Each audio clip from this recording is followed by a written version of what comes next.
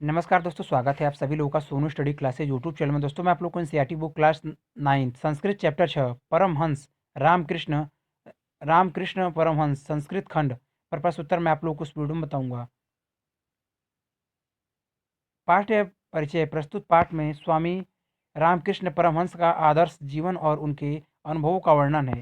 प्रश्न नंबर 1, रामकृष्ण एक डैश मूर्तिमान पाठ विद्यते अथवा परमहंस सय डैश पाठ विद्यते। शब्दार्थ विलक्षण विचित्र अलौकिक उक्तम कहा था, प्रायोगिकतम व्यवहार में लाया गया मूर्तिमान साकार। संदर्भ यह गद्यांश हमारी पाठ्य पुस्तक के अंतर्गत संस्कृत खंड से परमहंस रामकृष्ण नामक पाठ से उदित है। हिंदी अनुवाद। रामकृष्ण एक अलौकिक महापुरुष थे। उनके विषय में महात्मा गांधी ने कहा था, रामकृष्ण परमहंस का जीवन चरित्र धर्म के आचरण का व्यवहारिक विवरण है। उनका जीवन हमारे लिए ईश्वर दर्शन की शक्ति प्रदान करता है। उनके वचन न केवल किसी के नीरस ज्ञान के वचन है, अपितु उनकी जीवन रूपी पुस्तक के पृष्ठ ही हैं। उनका जीवन अहिंसा का साकार पाठ है। प्रश्न नंबर 2, स्वामीन रामकृष्ण डैश समाधो अतिष्ठ।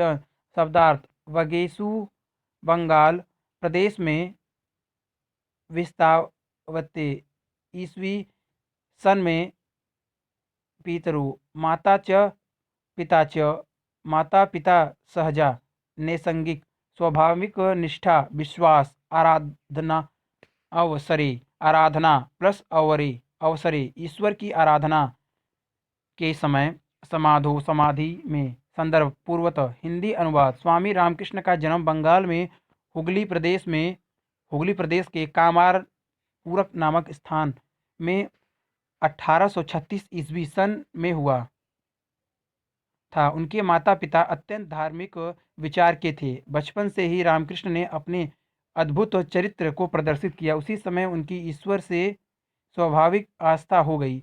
ईश्वर की आराधना के समय वे स्वाभाविक समाधि में बैठ जाते थे। प्रश्न नंबर 3, परम सिद्धोस्पि स डैश सिद्धते प्रदर्शनेन। शब्दार्थ नोचितम प्लस नोचितम न प्लस उचितम उचित नहीं अमने मानते थे। पादुका भ्याम खंडाओं से पड़दया मात्रम केवल 2 पैसे एकादृशात इस प्रकार की। हिंदी अनुवाद। परम सिद्ध होते हुए भी वह सिद्धियों के दर्शन को उचित नहीं मानते थे। एक बार किसी भक्त ने किसी की महिमा का इस प्रकार वर्णन किया, वह महात्मा खड़ाऊ से नदी पार कर जाता है, वह बड़े आश्चर्य की बात है। परमहंस रामकृष्ण धीरे से हंसे और बोले, इस सिद्धि का मूल्य केवल 2 पैसे हैं। 2 पैसे से साधारण व्यक्ति नाव द्वारा नदी पार कर लेता है। इस सिद्धि से केवल 2 पैसे का लाभ होता है। इस प्रकार की सिद्धि के प्रदर्शन से क्या लाभ है। प्रश्न नंबर 4, रामकृष्ण कृष्ण विषय डैश उद्योग भवती।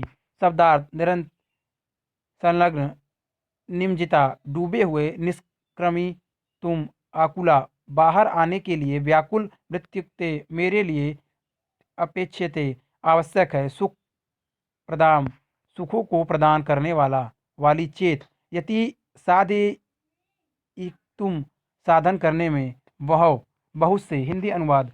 रामकृष्ण ने विषय में इस प्रकार की बहुत सी कथाएं प्रसिद्ध हैं। वे जीवन भर आत्मचिंतन में लीन रहे।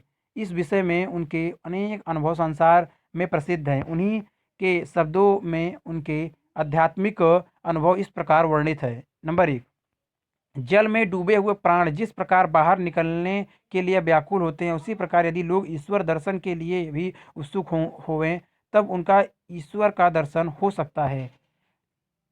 नंबर 2, किसी भी साधना को पूरा करने के लिए मुझे 3 दिन से अधिक का समय नहीं चाहिए। नंबर 3, मैं भौतिक सांसारिक सुखों को प्रदान करने वाली विद्या नहीं चाहता हूँ। मैं तो उस विद्या को चाहता हूँ जिससे हृदय में ज्ञान का उदय होता है। प्रश्न नंबर 5, अय महापुरुष डैश महान संदेश अथवा विश्वगुरु विश्व विसुत डैश सेवा समा स्थापिता अथवा विश्व विसुत डैश महान संदेश। शब्दार्थ इतवान इतने विभेद भेदभाव मानवकृता मानव के द्वारा बनाए गए निर्मूला निर्थक विश्व विसूत संसार में प्रसिद्ध महाभागस्य महानुभाव के डिडिम घोष उच्च स्वर से घोषणा डिंडोरा। हिंदी अनुवाद। यह महापुरुष अपने योगाभ्यास के बल से ही इतने महान हो गए थे। वह ऐसे विवेकशील और शुद्ध चित्त वाले पवित्र मन के थे कि उनके लिए मानव के द्वारा बनाए गए विभेद निराधार हो गए थे। अपने आचरण से ही उन्होंने सब कुछ सिद्ध किया। संसार में प्रसिद्ध स्वामी विवेकानंद इन्हीं महानुभाव के शिष्य थे। उन्होंने केवल भारतवर्ष में ही नहीं अपितु पश्चिम देशों में भी व्यापक मानव धर्म का डंका बजाया, उच्च स्वर में घोषणा की। उन्होंने और उनके दूसरे शिष्यों ने लोगों के कल्याण के लिए स्थान स्थान पर रामकृष्ण सेवाश्रम स्थापित किए। ईश्वर का अनुभव दुखी लोगों की सेवा से ही पुष्ट होती है। यह रामकृष्ण का महान संदेश है।